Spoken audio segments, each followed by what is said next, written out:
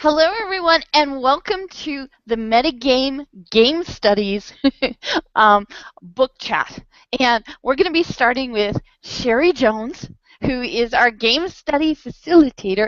And what she's going to be doing is she's going to cover some of the stuff that we've been going through so far when we've been reading. And then what we'll end up doing is having the discussion. So, Sherry, whenever you're ready to begin, go ahead and I will forward any slides at any time that you need, okay? Okay, great. Thank you. Okay, again, I'm Sherry Jones, and for this track, we are going through game studies. And as I have discussed and actually posted on the week's page, game studies really is not just game design or not game theory or not game-based learning and gamification, but it really is a term that refers to an entire field where many different types of disciplines are addressing questions regarding games, and particularly meaning of games. So I've decided that for our first week, we can't really go forward with any kind of discussion unless we define what games mean and what play mean, because for game scholars, there's a big debate on what actually those means for a very long time. So I think we can go ahead and go forward. Okay. First slide. Sure. Oh, let's see. Oh, it's being a little slow, so we're going to go back one because I went forward too much. So there you are. All right. So just as a reminder, and if you guys want to follow along, that's perfectly fine. These are the 5 texts that I placed in there. And when I say text, I'm really referring to multimodal text, right? So any text that has audio or video, combination with meaning, we call that text. Okay. So the first 2 texts we have is on what is play. So that's the first one is Homo Ludens by Johann Huizinga. And the second one is Man Playing Games by Roger Calloy. Then you have 3 texts there, what is defining what is a game. So one is that Ludology episode podcast with Eric Zimmerman, and he does a really fine job explaining what the magic circle is according to how he understood Huizinga. Then we have the game, the player, the world, Looking for a Heart of Gameness by Jesper Jewell, who wrote this pretty revolutionary article trying to combine multiple definitions by multiple scholars on exactly what game is. And then we have the last piece, which is Playing in the Age of Computing Machinery, but by Miguel Sicart. And he is interpreting what is playing, what is game, through a philosophical lens. So that's what we're going to go through. So please forward the next one. Okay. Okay. So we're going to go ahead and do a deep analysis because we have limited time, so I want to spend most of our time talking about Homo Ludens, and then when we have questions coming in, then we can discuss those other texts. So here's a bit of a background. Homo Ludens is Latin, and it basically means man, the player. And it's very influential in game studies. Pretty much if you're going to go into game studies, you have to read this book. I'm sure a lot of game designers, game design professors actually assign this book as well. And Johann Huizinga, you can see that he was born 1872 to 1945. He is a Dutch professor of history at the University of Leiden, and he wrote this really profound book, Homo Ludens, in 1938. Pretty late in his life, and it was pretty surprising for most of us who read his book, because he was actually in history, but he wrote this revolutionary book about culture, and now this book has become part of cultural studies as well. And Sherry, I mean, yes. I was going to ask you because I think I remember reading something about his whole thing. What it was based on? Was it a like kind of a symposium he was going to do on serious play, and his whole ideas for writing that kind of came out of that? Yeah, I'm sure there's some influence there. I mean, later on, it was a collection of texts, and then they published it as a book, right? But yeah, but again, yes, it has. You kind of went ahead and told us the secret, which is he is talking about serious games. And sorry. No. You just brought up how he did it later in life. It was a compilation, and it just made me think of all these things that we're doing about games. and Right. you know, and maybe we should start thinking about doing some compilations and some writings and some things like that. So to me, it was Our own, interesting to know about what he was doing. so our own symposium, is that what you're thinking? Yeah, well, yeah, that develops into a book, of course, in That Dutch. sounds awesome. Yes, it does. So we can go to that next slide for that background. Thank you. So the next slide, again, a little more background. So in this particular book, Huizinga, he doesn't really discuss a taxonomy of games, so basically a classification of the types of games, because he's trying to avoid it altogether. He thinks that all games are basically pure spaces with parameters to contain the free activity of pure play.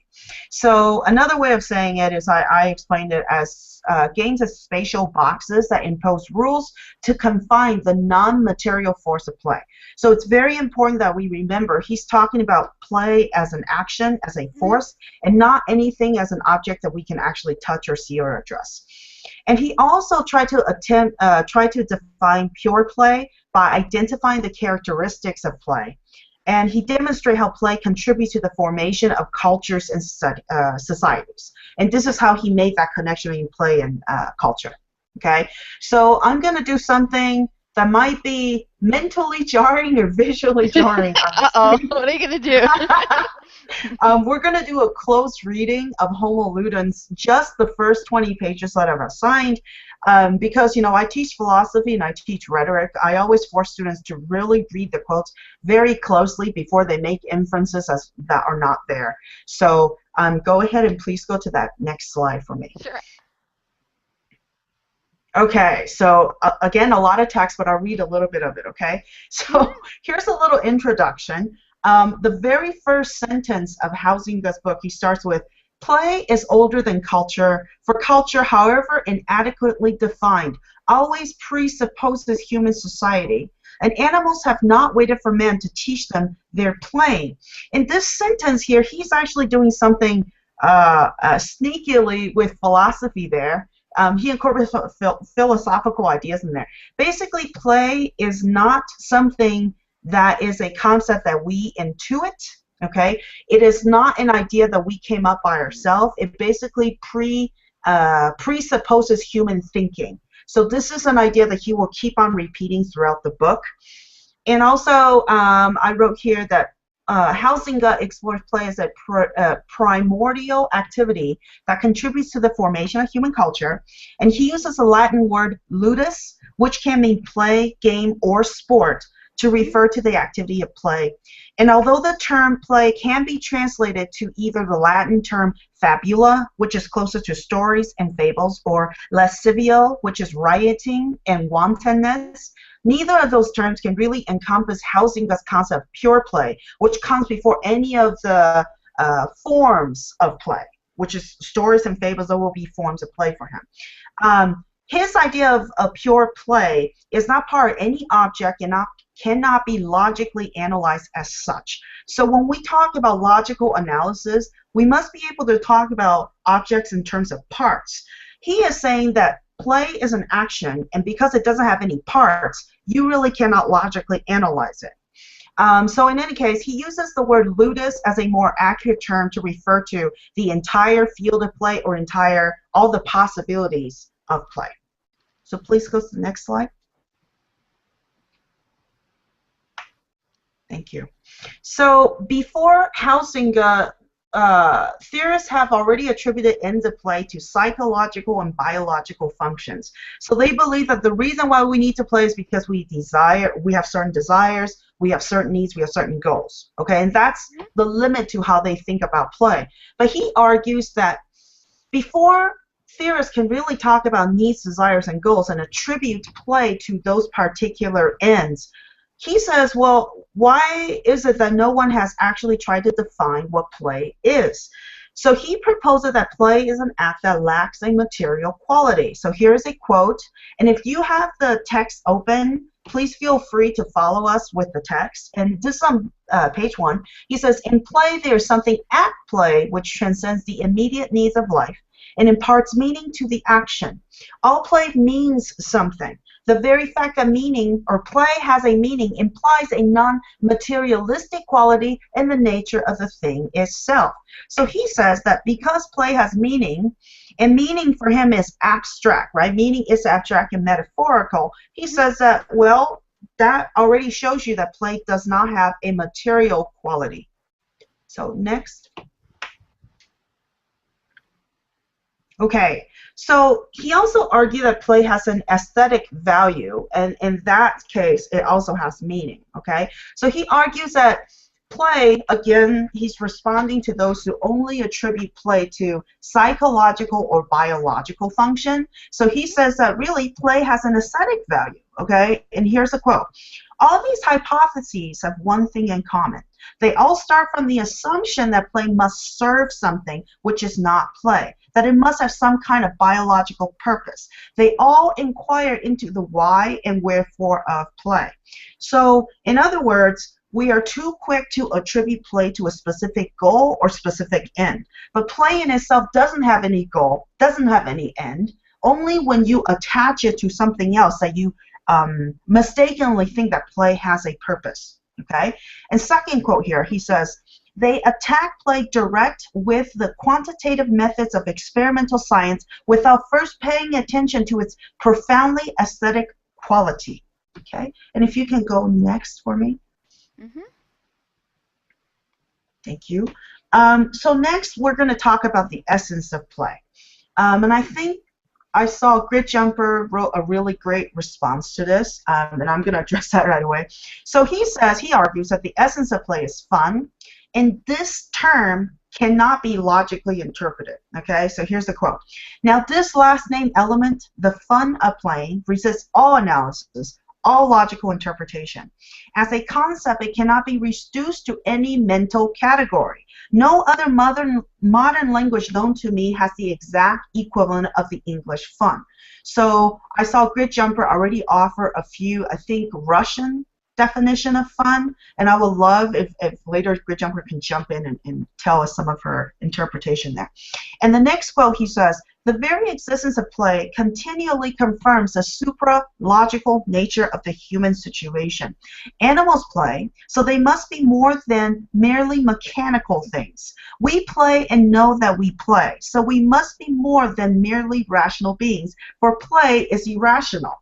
So this is a big claim here. He is saying that we really cannot use logic or rationality to explain why play happens. Play exists for its own sake. It doesn't exist for our goals, even though, yes, we can use play to achieve certain goals, but play in itself doesn't have any rationality or goals. So please go next. Okay. Now, this is another claim that really builds, that really contributes to the field of cultural studies. So he says, essentially, that play is a root of all expressions. Play is an activity that helps construct human expressions such as language, speech, and myths. Play is inherent in metaphors, which are inherent in abstract expressions. So here's a quote. Behind every abstract expression, there lie the bodies of metaphors, and every metaphor is a play upon words. Thus, in giving expression to life, man creates a second, poetic world alongside the world of nature. Now, in myth and ritual, the great instinctive forces of civilized life have their origin. Law and order, commerce and profit, craft and art, poetry, wisdom, and science. All are rooted in the primeval soil of play. So, essentially, he thinks that the entire human civilization is built upon play, because play is what helps us express ourselves. And he says that behind every abstract expression, there lie the bodies of metaphors. So play even comes before metaphor. It contributes to metaphor. And because we think in metaphor, he makes this bold claim that essentially we need to play in order to build, to communicate. And in order to build civilization, we need to be able to express ourselves. So play is the foundation of human civilization, essentially. Please go next. Okay. Now, he actually categorizes culture under Ludus. So he says cultures as are subspecies ludi. Okay, he uses the Latin word ludus again, just as a reminder. It means game, play, or sport. Okay, to refer to the word play. He argues that cultures are subspecies ludi. In other words, cultures are subordinates to the species of play or games. And here are a couple quotes. He says, "The object of the present essay is to demonstrate that it is more than a rhetorical comparison to view culture subspecies ludi." So he's not just using persuasion to look at culture there, rhetorical comparison, and looking at the structure of culture. The fact that play and culture are actually interwoven with one another was neither observed nor expressed, whereas for us the whole point is to show that genuine pure play is one of the main bases of civilization. So he does repeat himself here, but he says that no, play is not a subcategory of culture. So when we say subcategory, let's say in philosophy, basically what you're saying is that play does not exist outside of culture, that's within culture, but he's actually saying the exact opposite. Play exists outside of culture, but it's a force that helps build culture. So it doesn't belong to culture because it's greater than culture. Okay, go next, please. I'm just showing you something that real quickly. I'm going to our Chinese takeout diner in Second Life, which is which kind of gets to what you're saying about play. This is a virtual world that is very unstructured and that doesn't have the rules. And maybe we can find some parallels or use an example later. But I'll go back to that now. Back to yours now. Oh. Yeah, definitely show that diner. That feels really nice to what we're talking about. That's great. Okay, so then play is a primordial activity. So when you say primordial, there's this, the idea that it comes before us, but he's making a bigger claim that it's actually come before human consciousness, right? Because he's talking about animals play already before, and actually we're animals, but animals pre-human beings already play. Okay, so it's something that is imposed on us. We didn't come up with a concept. It is not a concept that we can construct. It's actually a force that get us to make actions or to actually collaborate. So here it is, right? So play as a primordial activity that precedes the formation of culture is not subordinate or category of any form of human thought. Any thought you can think of, it is not a subcategory of it, such as expressing the moral dichotomies of seriousness or non-seriousness. So this is a big one. When you make a moral claim, okay, that play is doing this because this is the moral thing to do, that is actually a fallacy, according to Hausinger. He is saying that it cannot be a subcategory of such things such as morality. Okay, it has a hand in how we think about morality, but it is not a component of any moral thought. Okay, so here are a couple of quotes. Play lies outside of the antithesis of wisdom and folly, and equally outside those of truth and falsehood, good and evil. Although it is a non-material activity, it has no moral function. The valuations of vice and virtue do not apply here. Okay, this claim here has an issue. For example, where there's an organization. There's a very nice organization called Games for Good. Okay, that's a movement right now. But there's a reason why we have to make a distinction between play and games, because Games for Good already is basically saying that, yes, we can make moral claims, we can express moral claims to game. But play is not the same thing as game, okay? So that's why you can't say that you can express moral claims through play, because play is independent of us. It is a free force that we can't really control, okay? Second quote here. All the terms in this loosely connected groups of ideas, play, laughter, folly, wit, jest, joke, the comic, etc., share the characteristic which we had to attribute to play, namely that of resisting any attempt to reduce it to other terms. Their rationale and their mutual relationships must lie in a very deep layer of our mental being. So I'm going to go next because the next part probably will help explain this better. All right. So, okay. So play element and its characteristics. So I'm just read this top part. Play concept is independent of logical, biological, or aesthetic definitions. To find play's presence in culture, we can identify its characteristic. So going back to what I was saying earlier, play, because it is in our culture in the sense that the element of it is in our culture, but it doesn't belong to our culture. It is not something that we constructed because we have a culture, right? So when you say something belonged to it, we say, okay, we constructed this culture, and therefore we're going to come up with this concept of play. He said, no, no, no. We constructed civilization because play helped us construct it. So that's why it's independent of logical, biological, or aesthetic definitions. For him, none of those definitions can really explain this primordial force called play. So if we can't define it according to those categories, which we usually do, right? Here's the logical definition of it. He said, well, the only thing we can really do is that we can identify the characteristic of play and see how those characteristics are present in our culture. And that's as much as we can do. Okay, and did you have a question, Kay? I was. If you've been noticing the chat, Grid is asking some questions. Okay. That's a very interesing question, right? Yeah. Wonder if babies play in the womb. Yeah. You know, I know I'm no expert in what babies do in wombs, but I've seen. A buddy of mine just found out that they're having a baby, and he said that the baby is raising her hand in the womb and saying hi. So I don't know.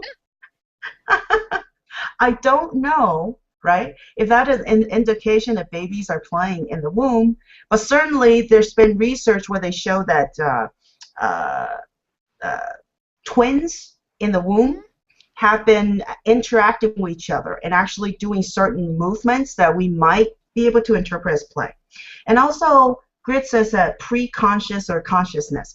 What we mean by consciousness is human consciousness, not animal consciousness, because he says that animals play, and there are animals that existed before us. So he's saying that, well, since we can tell that animals play, and there are animals that exist before us, therefore we can't really subordinate the idea of play into our logic, saying that we logically came up with that idea. That's all he is really saying. There you go. Okay, I hope I answered that. And if not, just ask me more. I'm never sure. Okay.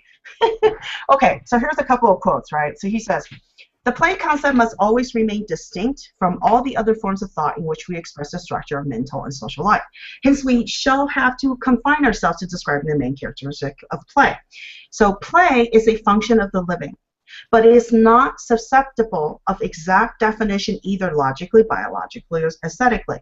The play concept must always remain distinct from all the other forms of thought in which we express the structure of mental and social life. So he does repeat himself several times, but he just wanted to make sure you understand what he's talking about. So we're going to go next. Yeah, and Grit asks, maybe the word play is insufficient to cover the concept of play. Uh-oh. Right? Uh-oh. Yeah, maybe our term play is just a placeholder. You could say that, right? Maybe a placeholder of something we don't really understand. We say that's play, right? Interesting. Okay, so the first characteristic of play, he said, one of the characteristics is freedom. Okay, and here's the quote. All play is a voluntary activity. Play to order is no longer play. It could at best be but a forcible imitation of it.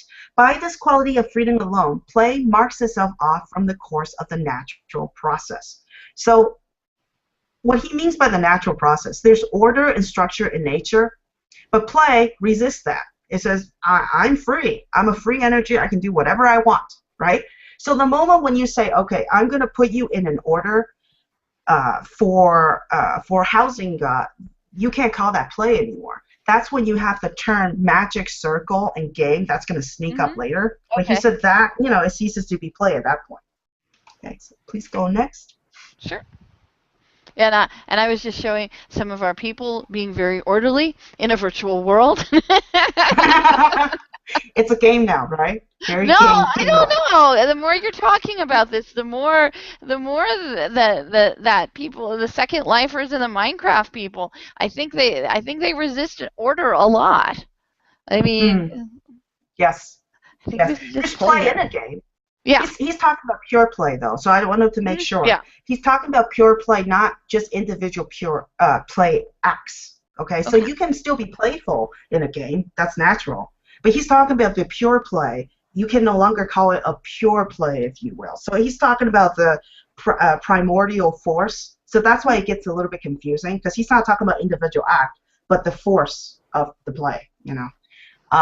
So second characteristic of play is irreality or pretend.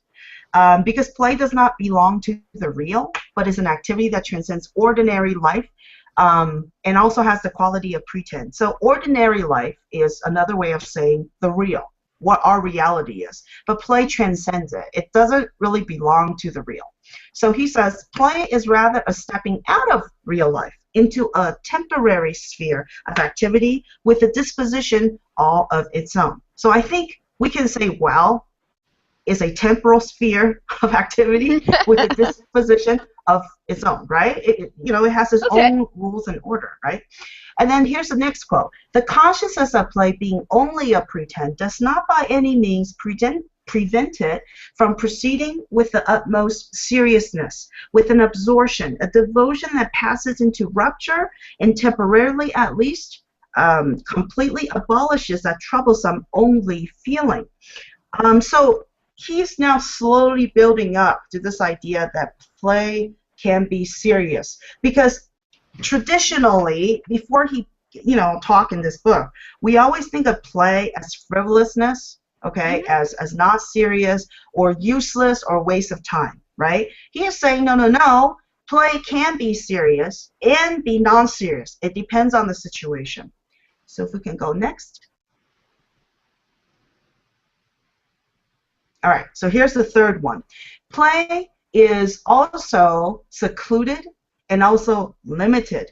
And also, I'm going to add that word in there because he said in a previous section, play is also disinterested. Okay, so it's not for the sake of serving one's will, but you actually play because you want to be involved and engaged in the play activity. So here's a couple of quotes. Not being ordinary life, play stands outside the immediate satisfaction of wants and appetites. Indeed, it interrupts the appetitive process. Such, at least, is the way in which play presents itself to us in the first instance as an intermezzo, an interlude in our daily lives. So play disrupts our daily life. There's a disruptive quality to play. And I see, and let's see what Grit says there. Playing an instrument can certainly be very serious.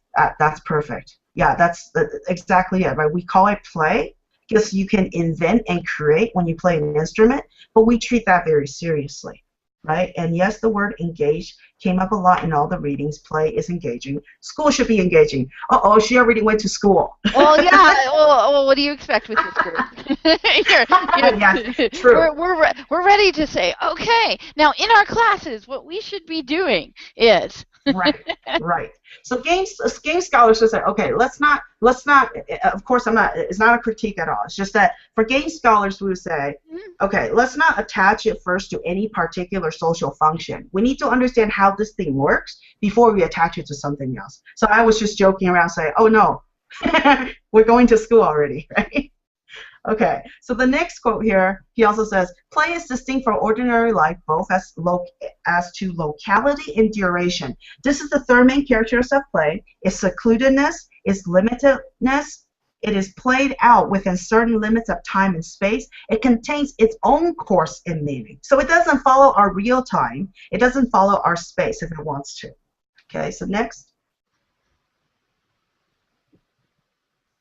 Oop, cut off a little bit there. But what it says up there, it says, play exists in spatio-temporal worlds. So spatio-temporal just means space and time. So it's, for example, a playground would be a spatio-temporal space for play. And that's another way of saying the magic circle, and I'll explain that a little more later. But here's the quote. The arena, the card table, the magic circle, the temple, the stage, the screen, the tennis court, the court of justice, etc., are all in form and function playgrounds. In other words, forbidden spots, isolated, hedged, round, hollowed, within which special rules obtain. All are temporary worlds within the ordinary world, dedicated to the performance of an act apart. So here in this book, he mentions the word magic circle, and most game scholars attribute the term to Hausinger. He wasn't the first one to come up with the term, but the way he means it, the meaning of the term, we attribute it to Hausinger, the way he means it. Okay? So go next.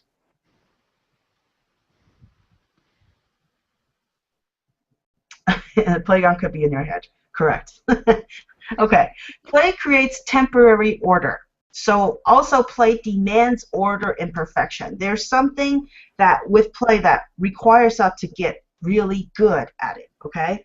So here we come across another very positive feature of play. It creates order, is order.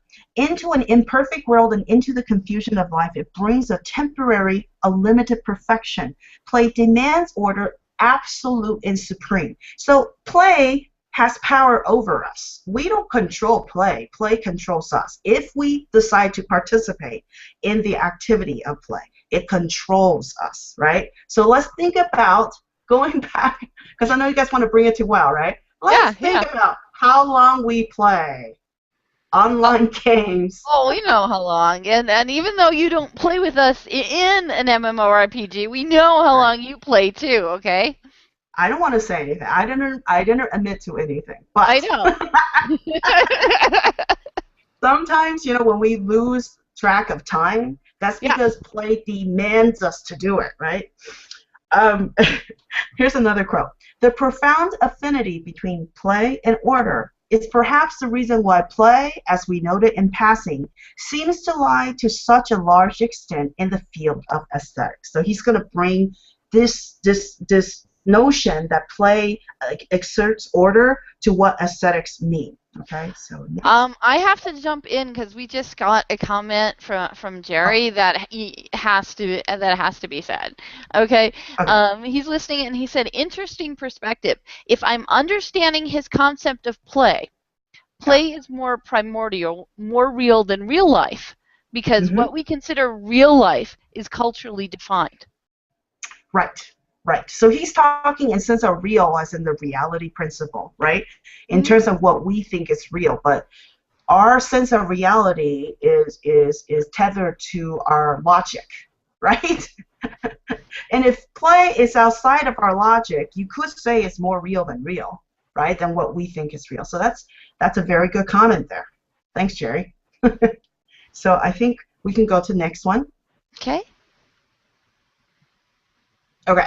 So play also creates tension because it requires play to be competitive within the rules of the game, right? It imposes rules. So I said game there, but I don't want to confuse you.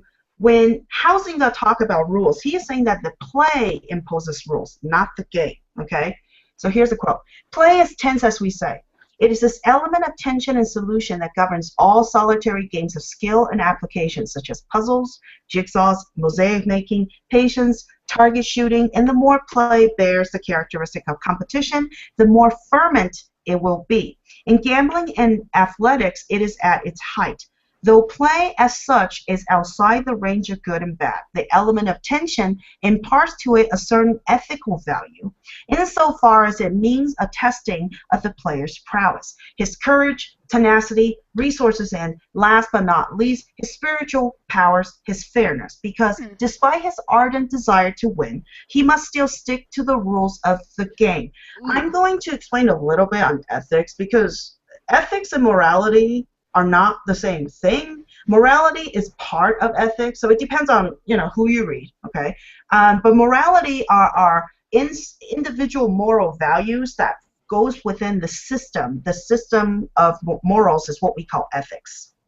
So when you say, are you being ethical, what you're saying is, are you following the moral values or moral rules that's within the ethical system? And each institution, right, each institution has its own ethics. That doesn't necessarily mean that you agree that it's a moral institution, right? But it has its own ethical system. So imagine, if you will, for example, we have the code of conduct, right? Every school, has its own code of conduct. Yep. That entire code of conduct, you can say it's ethics. You might disagree. That you might say, well, I don't think some of the claims are moral, but that has nothing to do with whether or not it's ethical. So when you say, are you being ethical, that means, are you following the rules, right, in that system? Mm-hmm. Okay. All right. So I think I'm going to go next there. Okay. Okay. All right.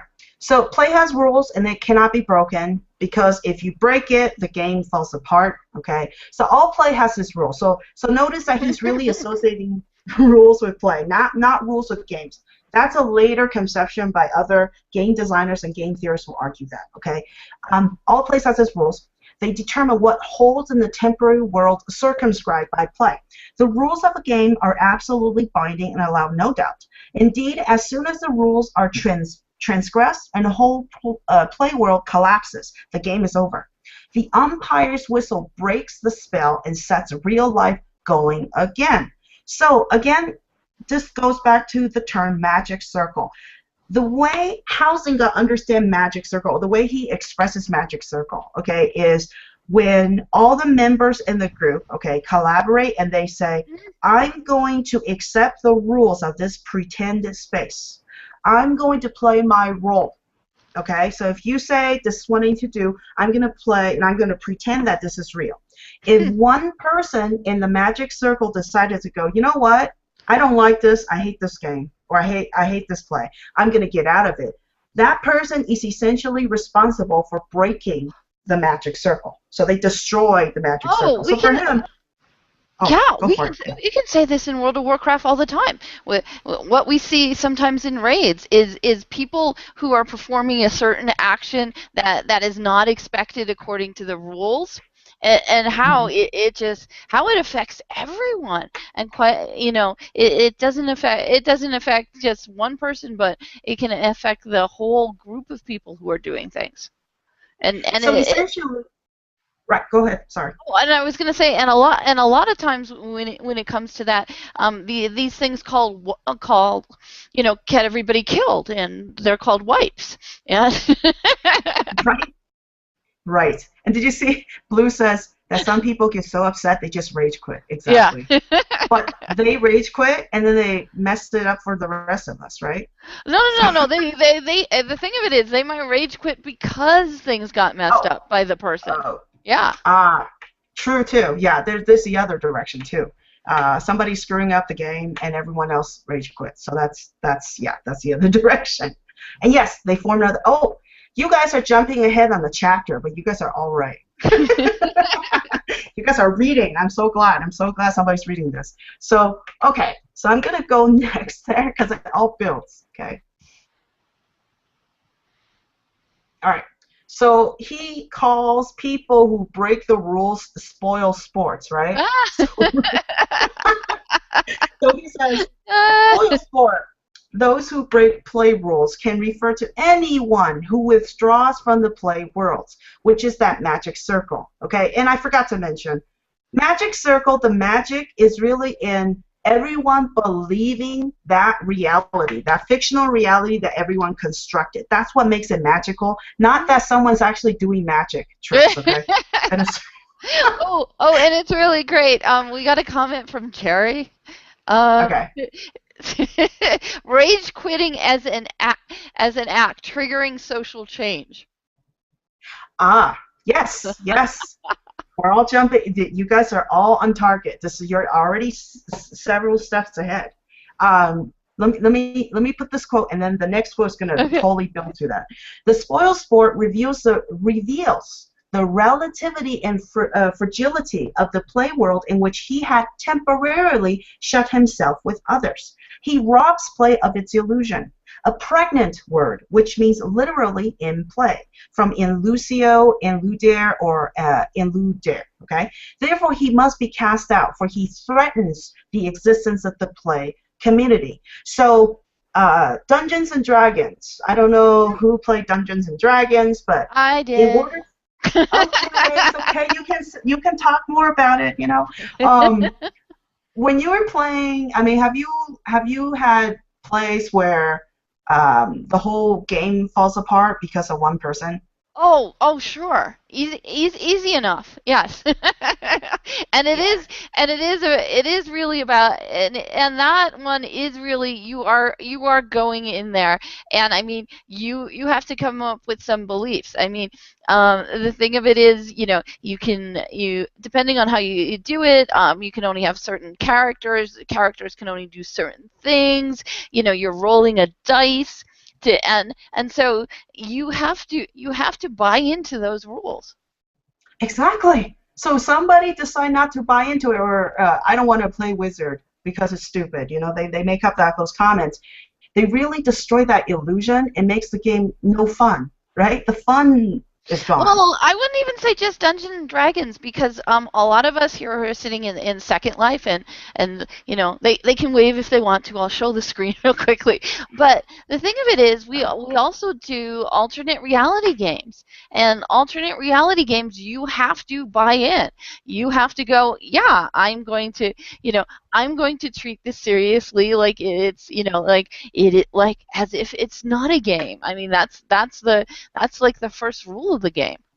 And the Right. thing, yeah. So the thing of it is that there are a lot of rules that come up with it, whether it be video games or alternate reality games or come on, even if you're playing checkers and then you decide that you're going to change it so you can go back and forth and move sideways. I mean, the person you're playing has to agree to that. Exactly, exactly. So that's the thing is the spoil sport. You can see from that just that quote alone also serves a very important function because when they act up, when they say I don't want to play this anymore, they also do show that the play world that we're trying to sustain is really really fragile to sustain. Okay, so so if we can go to next, I yeah, think we've run enough raids where where we're actually what we talk about a lot is the specific culture. I can't believe how much gamers who are doing end game content talked about. Well, that's the culture of that group, or that's the hmm culture of that guild, or that's the culture of that raid, and it's different than right. this other one. Right. Now, look at this next slide, right? Going back to what Grit said, she said they formed, the Rage Critters, formed another game or group. So look at what Housing said now. He says spoil sports can form their own play communities. Yeah. And spoil sports also exist in the world of high seriousness. So he says not only can they form their own communities, okay, but they also exist. These guys don't just exist in what we think of as, fun games, but they are also in serious games, okay? So here's the quote. The spoil sport breaks the magic world. Therefore, he is a coward and must be ejected. In the world of high seriousness, too, the cheat and the hypocrite have always had an easier time of it than the spoil sport. Here called apostates, heretics, innovators, prophets, conscientious objectors, etc. It sometimes happens, however, that the spoil sports, in their turn, make a new community with rules of its own. The outlaw, the revolutionary, the Kabbalist, the member of a secret society, and these heretics of all kinds are of a highly associative, if not sociable disposition. Certain element of play is prominent in all their doings. I would say that, I was going to add on to it, I bet we're going to say something similar. I bet that under this definition that we, the entire meta game Yes. book club, are spoiler sports. And do you want to add to that? Well, yeah, I was going to say that. Say in in the video games, the MMORPGs, you see this happening all the time. That new communities are formed. They're called guilds, but Right. that guilds are formed all the time, and usually they're formed because someone says, I was in another community. That community wasn't doing what I like, so I got out, and now I gathered up people and are doing what I like to do. And that seems to happen over and over again. Right. And you can see, and we're still talking in terms of WoW because it's much easier for us to understand in terms of those big games, right? Yeah. Essentially, his bigger argument is that our entire civilization, and this is why I didn't want to quite attach it to education yet, because it's bigger than education, it's bigger than most categories you can think of. He is saying that our entire civilization, whether it's law or education, or societies or villages, whatever, all those things are constructed because we play. And we also need spoil sports because their function is to build new society. They break rules so they can make better systems. And when that system doesn't work, we break that system to make new ones. That's how society works. That's how civilization continues. So that's a really big claim from Hausinger. Yep. And we're getting some comments. From Jerry, Okay. we're getting, interesting. Today's heretics can be tomorrow's founders. Yes, absolutely. Aren't we all heretics? And then, if we didn't have the guild name Inevitable Betrayal, we'd be looking for this one.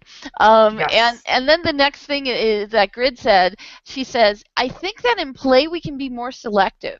We can play what we want with whomever we want. In reality, we're often stuck. In reality, we're often stuck. Yes. That she is going to disagree. I think she's going to somewhat disagree with Hausinger because he talks about, and that's okay. I mean, obviously you can disagree. That's why it's game studies. We start with the foundational text and we attack it, right? So, but it starts off. He is going to say he is more of a dictator when he talks about this. He says that play has specific rules. So you can't really be selective in the rules you want to follow and not follow, unless it's a play built into the rules of the play, right, is that, yes, you may be selective in who you play with. If that is part of the rules, of course you may do that. But if that's not built in as one of the rules, he would say you are the spoil sport. You just destroyed the magic circle again. Interesting, right? Yeah. Do you have a question? And Jerry's asking, in reality or in real life reality, we're often stuck. And I mean, Grid hasn't typed anything further, but I'm guessing what she meant, that you can be more selective about who you play with. Unless if you're already in a play.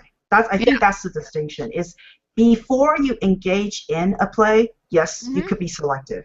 But once you're in a play, that's what I was responding to. Is let's say you want to switch partners, right? Once you're inside a play, he would say, you're the spoil sport. You just destroyed it. So that's how he would respond to that. And Jerry's saying, are you stuck because you're obeying the rules of a stupid game?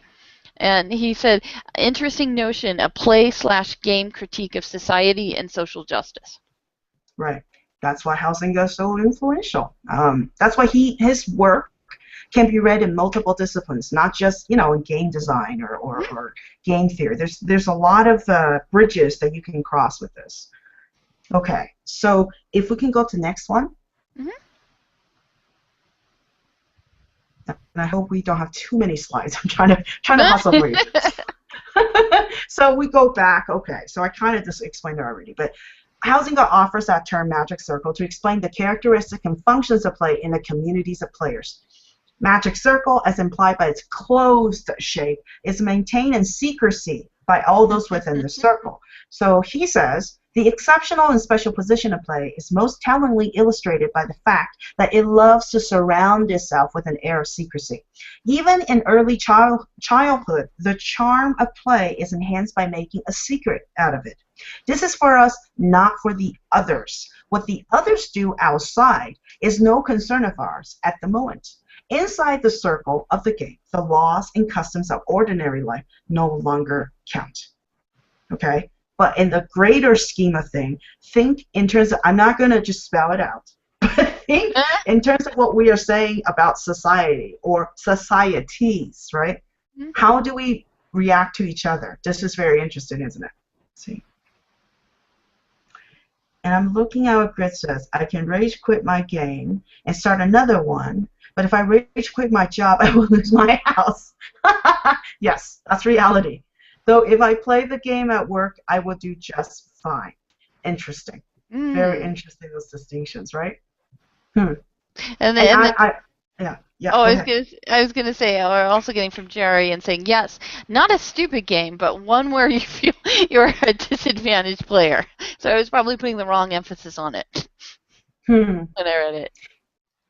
No, those I'm reading something far more into that, I think. But Okay. I want to finish the slides faster, and then we can have a nice discussion with the other text. Okay. Because I'm a little worried about the time. So we're gonna go next. Okay, so ritual. We're almost done. So he also says that play can be serious, and he relates play to rituals. In fact, he thinks that ritual is play, okay? So he says, we are hovering over spheres of thought, barely accessible either to psychology or to philosophy. So he just basically tossed out of us philosophy, this philosopher's out, right? You can't understand play to philosophy. Okay, such questions as these plumb the depths of our consciousness. Ritual is seriousness at its highest and holiest. Can it nevertheless be play? We begin by saying that all play, both of children and of grown-ups, can be performed in the most perfect seriousness. Does this go so far as to imply that play is still bound up with the sacred emotion of the sacramental act? Can we now expand the line to ritual and say that the priest performing the rites of sacrifice is only play? So provocatively, right? Provocatively, he's saying, look, ritual is play. But you can't say, right, or play, you can't say that play is not serious because he's just given you an example where someone's performing sacrifice. I think that's mighty serious. Yeah. So do next one, and then we'll, after I think we're almost done. Yeah, play and holiness. Okay, Hausinger argues that play can be serious and play acts. So he also, oh, are we repeating us? Oh, please go next. I might have repeated that slide. Oh, that's the end. Okay, yay! Yeah, I didn't mean to repeat it. I'm sorry. But I tried to hustle through so I can answer any question or move on to the other text. This is the end of the slide. Okay, so there's no question. Grown Oh, up. no, I was just going to say it's the end of the slide. Okay. Finally, right?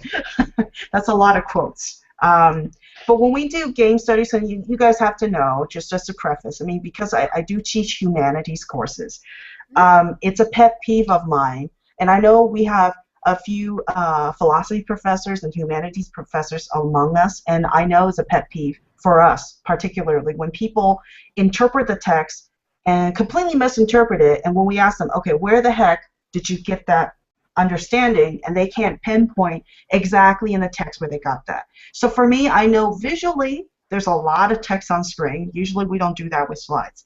But it was very important for me to point out those specific passages so when you guys go back and reread it, you can understand what he's trying to do.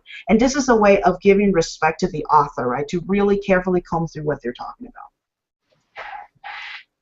Okay, so I think we're done with the slides, so what we can do is we can go through any of those other particular texts. So maybe I can just bring up Roger Calloy, okay? And any of us in, let's see.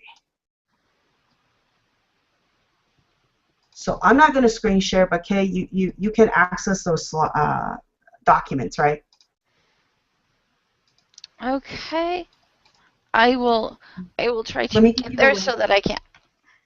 Yeah, so here's the link in the chat. So that's our page, right? And there the 5 texts are in there. So I'm just going to that Google Books, right, for Roger Calloy. And I will pull it up. Yep. As soon as I can. So I'm going to talk, and if anyone's following us, please click on that book, just so we're on the same page. I'm really on page 9 and 10 because this book is it's pretty rich. But what Kaloi was famous for, okay, is basically Huizinga avoided talking about games because he just think games are just spaces that confine the energy of play. He doesn't really talk about types of game. So what Roger Kaloi did was he critiqued Huizinga's text extensively, and he came up with his own categorization to help us understand that there's different types of play and there's also different types of games. So it gets complicated. So on page 9, he talks about proceeding analysis of play. So he talks about 6 types of play. So you can see it says free, in which playing is not obligatory, and if it were, it would at once lose its attractive and joyous quality as diversion, right? So he is attacking, this is really a critique, okay, Huizinga, which he's saying that it shouldn't be seen as such a structured or obligatory act, right, playing. So he's talking about free in his sense, not just that play is a energy of freedom or free by itself, but that we should also feel free when we are playing. So that's his critique, okay? That's one type of free. Number 2, separate. Circumscribed within limits of space and time, defined and fixed in advance. So that he agrees with Huizinga, but he decided to call it separate for that type of play. 3, uncertain, the course of which cannot be determined, nor the result attained beforehand, and some latitude for innovations being left to the player's initiative. So this is kind of interesting, right? So you are not really setting up very clearly or understand what would be the actual result of you playing this. So you kind of let it lead you to somewhere, okay? And this is where it gets flexible. And I can think, and Kay, I don't know if you agree with me on this, but would you say that ARG probably fall under art uncertain? Yeah, and that's why they're so much fun. Because you don't know The what current, the yes, the consequence result can be? attained beforehand and evasion. Yes, because here's the thing that we keep saying about ARGs is that it is as in, I won't say educator, but as the person designing the ARG, you get to see what the players are doing, and you can adjust it because of that. And I mean, a player can decide to go down a totally different route, and if the puppet master is good, the puppet master will see it and go, "Gosh, that's something I didn't think of. That would be really cool to bring into the game. I'm gonna let this play out." And that's what, and that's what a good designer of an ARG, the person who's facilitating, does. Yeah, I agree. Yep, I think we're on the same page. That's great. Number 4, he says there's another type of play called unproductive, which is creating neither goods nor wealth, nor new elements of any kind, and except for the exchange of property among the players, ending in a situation identical to that prevailing at the beginning of the game. That is playing. I mean, that is so close to our the virtual economics discussions we're having with the book for the win. That is so close because, well, we're talking about gold farmers and what do they produce, but then we're also talking about the people who buy what the gold farmers make and the people who don't level up and instead pay to have somebody take them along, so that they're carried along. So yeah, it's really funny. In fact, I think we're going to have to bring those in we're absolutely bringing this into part of the discussion on Saturday when we're talking more about virtual goods. Yeah. See, this is written in, I think, 58. I don't have the date right ahead in front of me. But you see, these are texts that are basically the foundational text for game studies, really. And you can see there's so much influence, right, from these particular texts to the modern discussion about what games are. But essentially for Kaloi, he says, look, I don't like how Huizinga just said we can't really define play. I'm just going to resist Huizinga and give you 6 types of play. So that's what he's trying to do here. Yeah. Okay, number 5, and again, some people still side with housing, so it kind of depends on the argument. Number And 5 is govern. Oh, sorry. I Go was ahead. going to say, Jerry just said, well, you can still be considered to be playing if you're not aware that you're playing a game. Hmm. You're still playing. Well, you're not. I don't know. Can Jerry clarify? We'll find out in text chat really soon. Okay, later. We'll quiz him later. I'm very interested in what he said there. Number 5, governed by rules. Under conventions that suspend ordinary laws and for the moment establish new legislation, which alone counts. So yeah, it has its own laws, right? So I think the guild, you can say that the guild has its own laws, and it's probably not going to follow exactly to the reality principle, but it's governed. And then number 6, make believe, accompanied by a special awareness of a second reality or of a free unreality as against all real life. Now, here's the issue for some game scholars, okay? When they're reading Colloy's definition, you're saying, well, wait a second. Number 5 is governed by rules. So even if it's unproductive, you could technically say that that's also governed by rules, even if it was unproductive. So these distinctions, some people will collapse and go, I still think that Hausinger is correct. You see? So there's still a debate between, but he's quite influential. Now, I didn't assign because, I mean, I didn't want everyone to buy, 60 books for the club. So it ended page 10, and there's a little more. But if you guys are really, really interested in the genius of Colloy and how he actually do the classification that influence what we understand to be game genres later, I totally recommend that you get this copy. I mean, if you really want to do game studies, this is a book that you definitely want to have.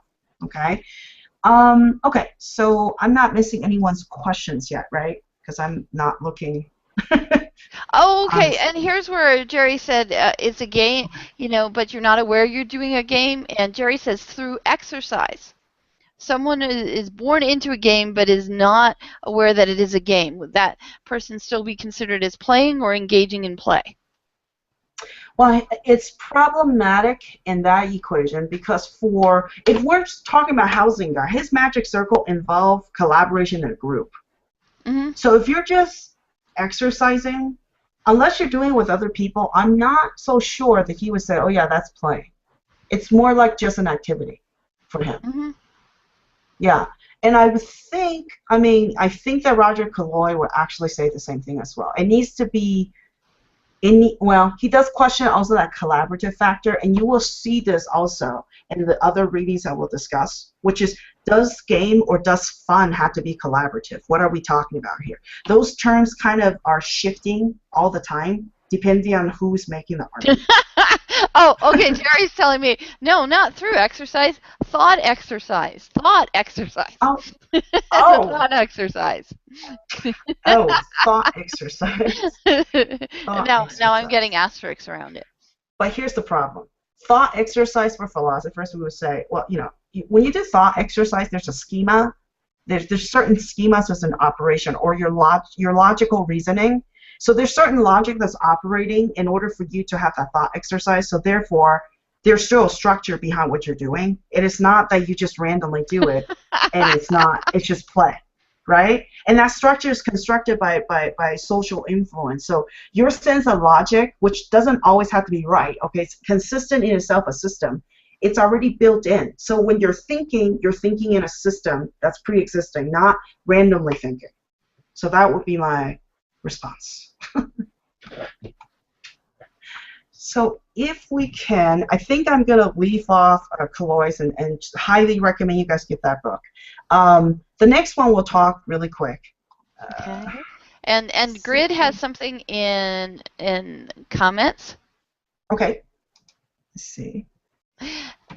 And then Cam is getting into the thought exercise with Jerry.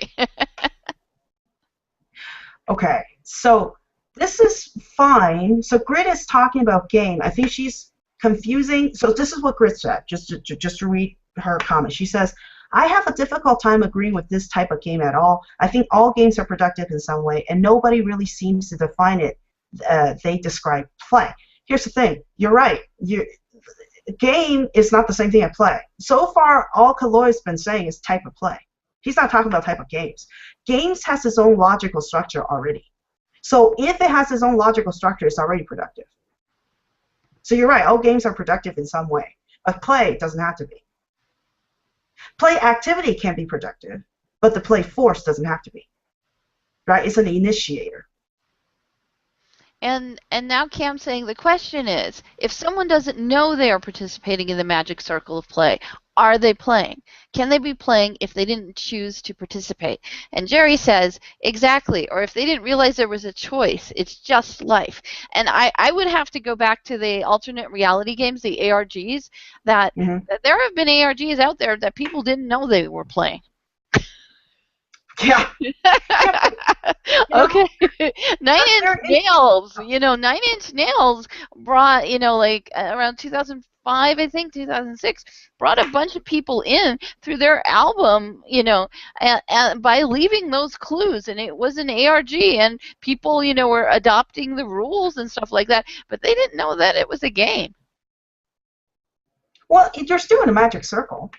Yeah, if you're following the rules some way, right? I mean, you see, this is just a pretty, it's a very established argument. But you're still in the magic circle, so as long as you're following the rule, it doesn't matter if you're conscious where it comes from. It doesn't matter.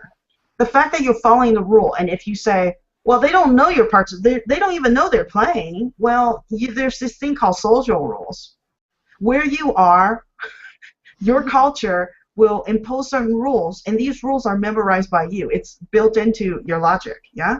So when you're participating, you go, oh, so there's this email I'm supposed to reply. I don't know who I'm replying to, but there's something that we're doing here. You're in a magic circle.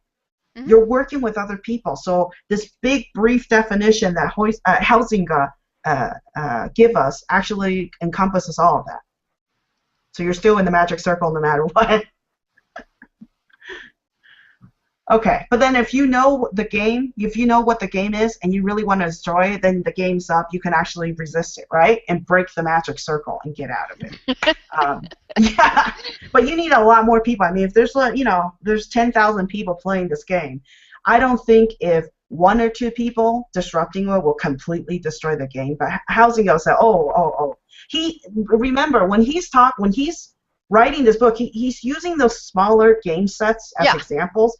He's not thinking of the massive. Yeah, he did not imagine. Yeah, he did not imagine like 6 million people playing the same game.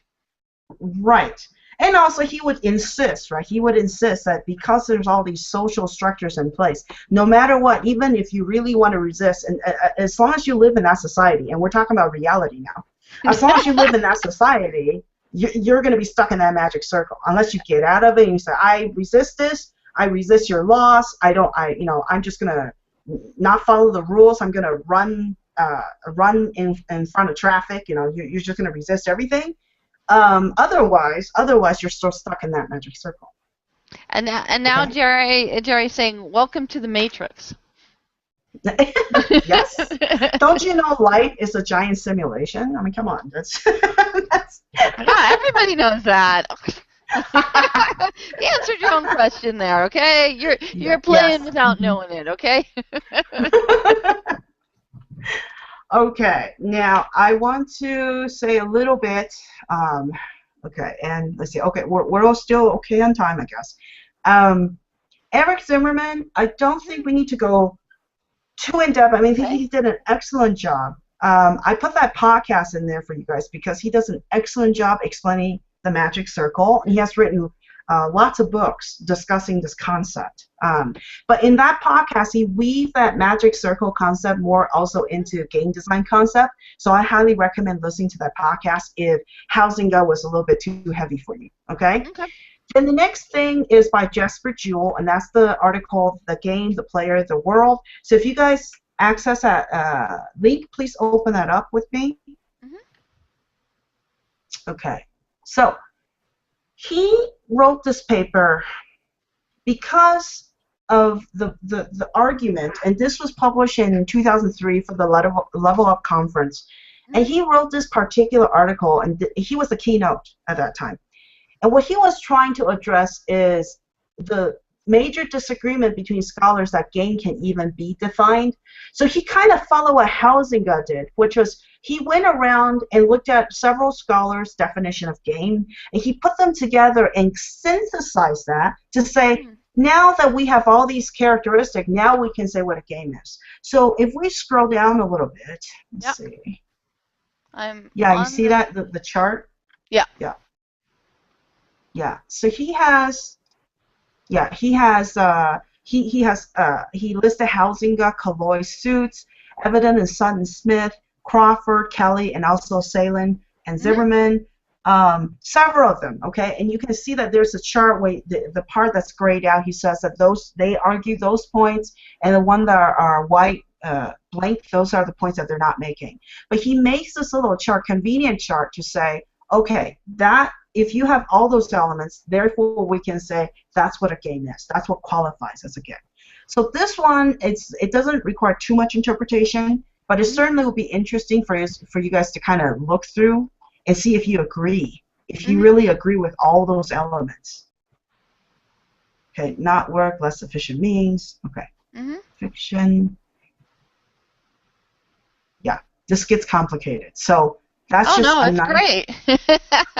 Well, yeah, that's what this is. Yeah, and also this idea of transmedial gaming. Okay, so he talks about. Let's see here.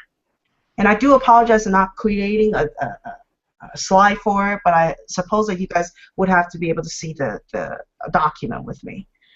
Let's see here. I'm at a new definition, 6 game features. Right. Board games, material, what in common. Okay, so he goes back to Huizinga talking about games, but he also says, third paragraph under transmedial gaming, under that subject heading, okay? Third paragraph in the middle. Okay, he says, what is common, however, is a specific sort of immaterial support, namely the upholding of the rules, the determination of what moves and actions are permissible and what they will lead to. This can conveniently be described as computation, which is an actuality provided by human beings in board games or card games, computers or physical laws in sports. So he also says that in games, there's also an immateriality. So not just, he's not talking about play now, he's talking about games. And then he says, let's see. Yeah, so, okay, so I'll just briefly talk about this idea that because if you can identify the immaterial rules in the game, in the sense that you can also make games outside of that game. So transmedia, right, you transfer meaning from one media to another, right, or continuation of, that's what transmedia means. So he's talking about transmedial gaming, and how do you do that? Because you can identify the underlying principles that make that game, and therefore you can transfer that and continue that game in certain shape or form. That's all he's really saying there, okay? Yeah, and this one is a little bit drier, so I'm gonna let you guys look at it, because really I'm very interested. There's so many criteria that he's listing here, and I'm not really sure if each and every one of those criteria can really satisfy what exactly is a game. So I would really love if someone kind of, make a response to this week's post. That would be very interesting for me. Okay? And then also, I'm going to jump to Miguel Sicart. That was a very long podcast, but I want to just draw a few things that he said that was the crux of his podcast. And this podcast is called Playing in the Age of Computing Machinery. Okay? So here... I'm looking for that.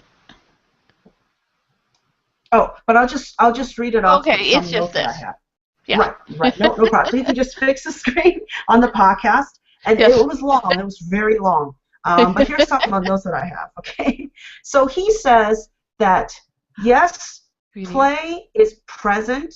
Okay, play is present in the world of computation. In fact, he makes a bigger proclamation, just like what Huizinga was doing, talking about play, is the foundation of civilization. He says that the reason why we have computers You know, and Jesper Gill also says this. The reason why we even have computers is because we want to play games. We designed computers so we can play games like Pong. That was like the very beginning of what computer games were going to do. And then we said, well, we want more functionality so we can play better games. So their bigger claim for game scholars is like, yeah, computer science can think games because because without them. I'm sorry, go ahead. Because without them, computers wouldn't have been designed.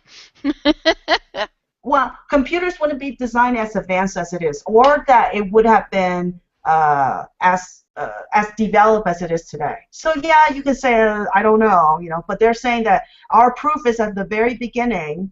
If in fact, if you guys go to gamestudies.org, Jesper Gill, I believe Jesper Gill or yeah, I want to make sure. Maybe I'll post that link for you guys after we finish this. But the one of the founders of GameStudies.org insist that computers were built simply because we want to play games. It really is the foundation of why computers were made in the first place. So what Miguel Sicard did in this lecture, okay, was to say that, okay, look, play is related to computation, okay? But play is not computation, or that the idea that we can use computation to design play only, okay? So here are some 3 seductions that he says. 3 seductions to relate play to computation, okay? The first one is that the world is computable. So he said that this is what Toby Shandy is doing. It assumes that computation does not have social, political, or ethical implications. So the idea that you can just make computation and game without any kind of meaning whatsoever, he said that's not quite true. If we want the world to be computable, we can't bring in those kinds of messes. These are at odds with computation. We presume that we can build models with predictability, that models will respond to our predicted behaviors. Computers are so good at storing and producing data that seems clear and incontrovertible that anything that can be modeled will be predictable. He is essentially against this idea that everything can be predictable if we just apply game design to everything. Okay, so he's talking about reality in games now. He says that's not true. Okay. Second seduction is that play is akin to computation, that it can reduce the world to repeatable patterns with clear goals, behaviors, and rewards. The world of play is extremely clear because it's very close to computation. This type of play is always engaging. The world is dull and complicated. But if we reduce it to these patterns of engagement, compulsion, and pleasure, then we will engage in play with the world in different ways. Since play has a history of being a positive thing, we will get all the benefits of it. Okay, so I think he's hinting now. I think some of you guys have been studying gamification for a while. He's hinting at this. Yeah. well, quite honestly, Sherry, coming back from the ISTE conference, people weren't saying, I want to know about game-based learning. I'm looking for the right game. Everyone was using the term gamification. I'm not sure they were using it correctly, and I think we have, as a group, have to do some more work on that.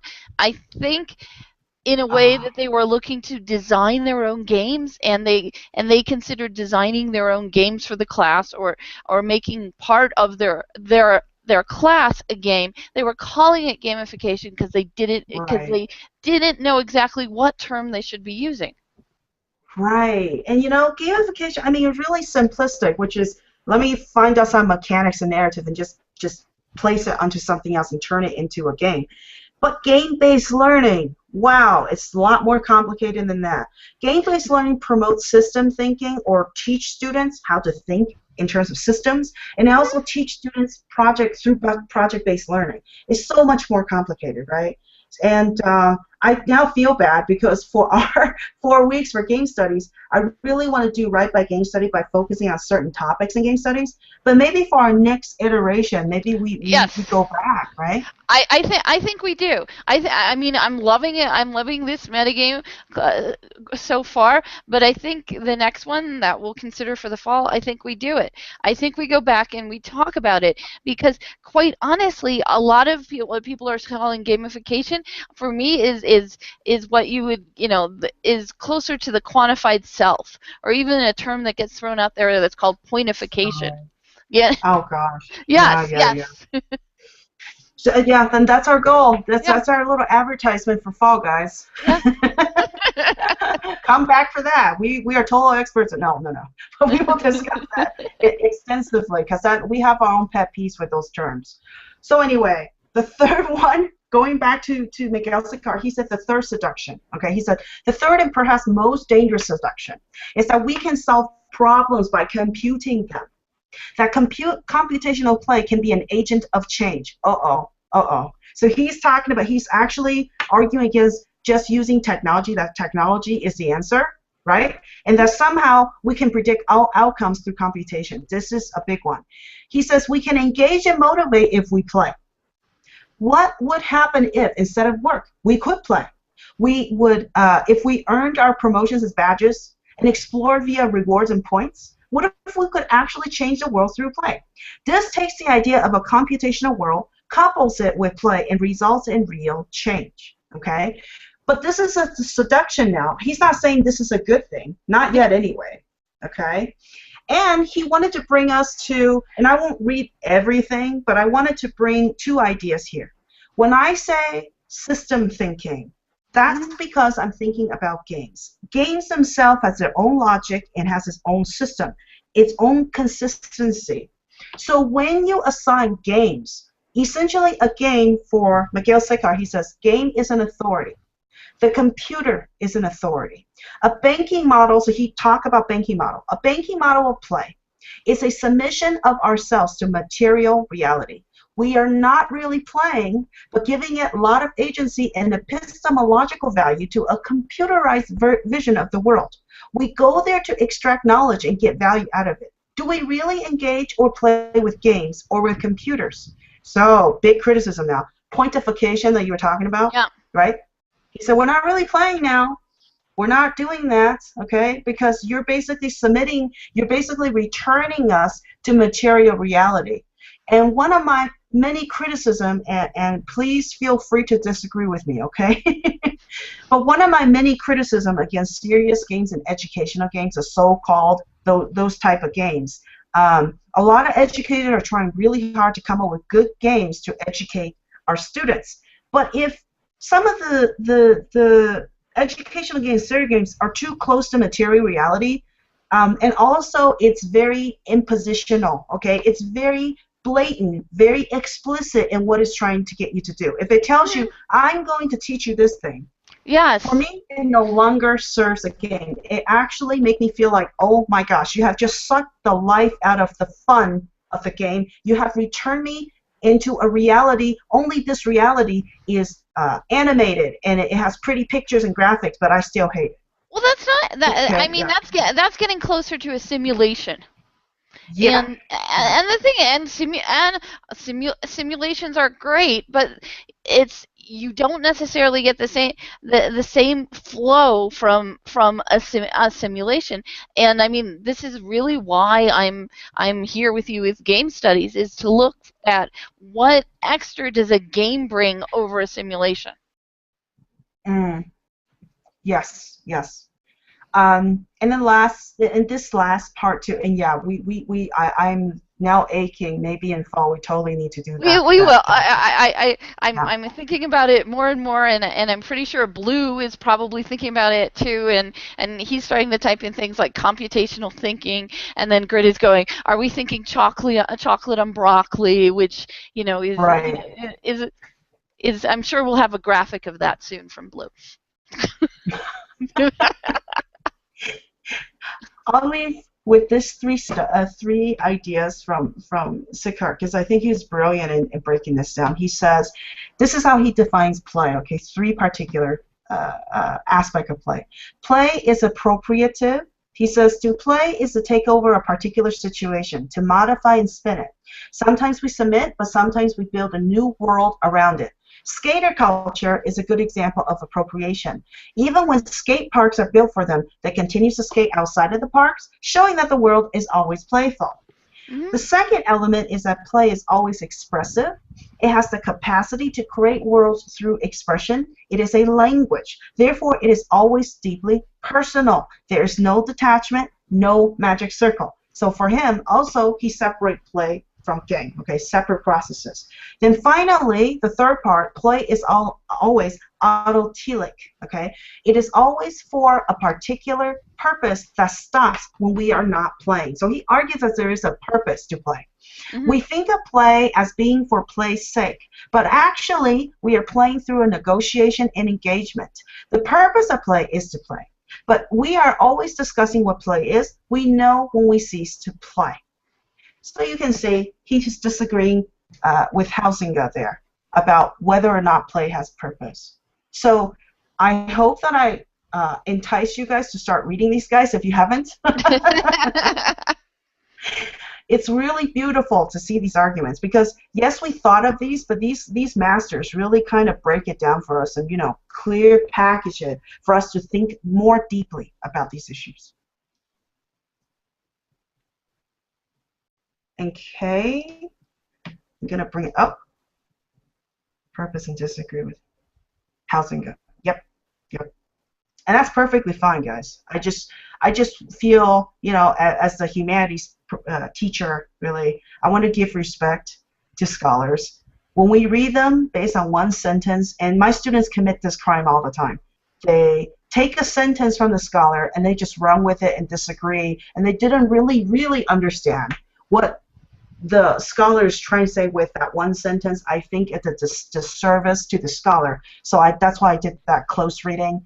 But let me know if you guys like that, or if you hate that for the next session. Okay, we will. We'll find out what we'll find out what people think. But quite honestly, it does let us think about it while we're hearing from you, and we're also seeing the comments from everyone else.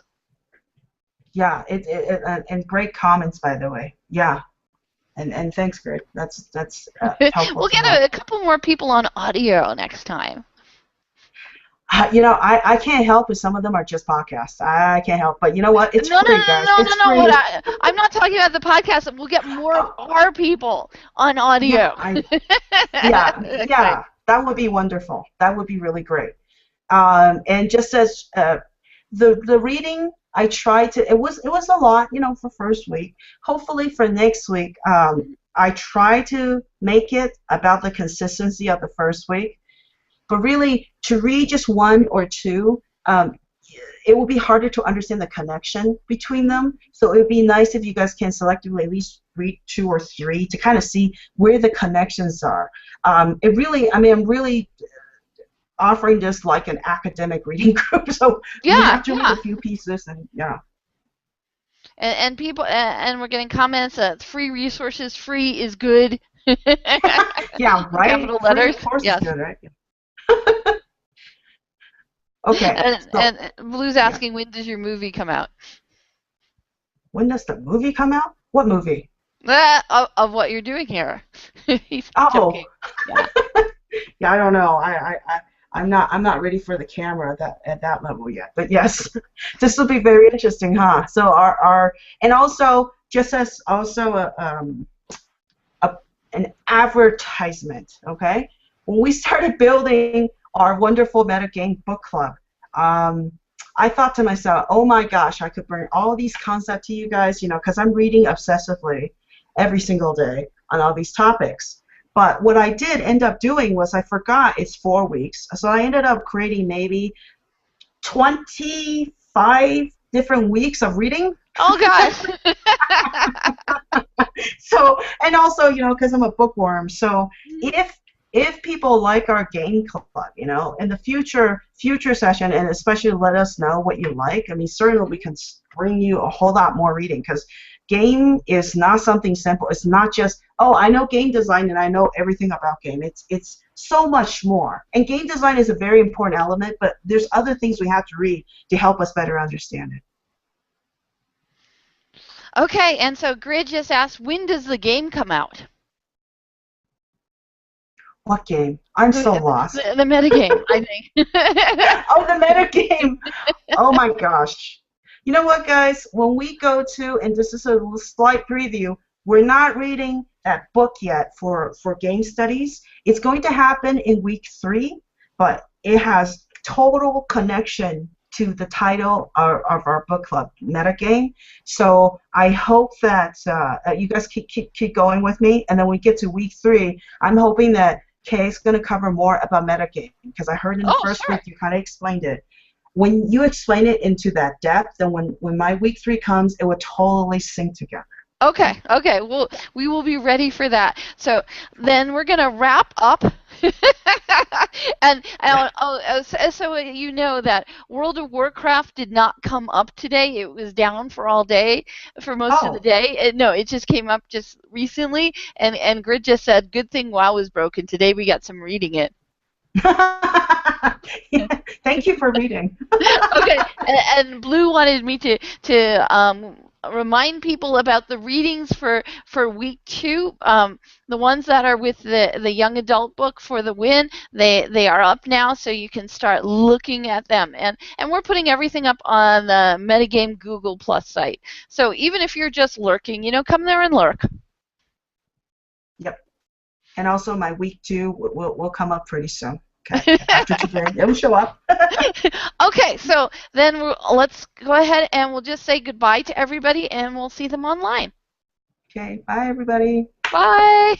We'll be seeing you guys.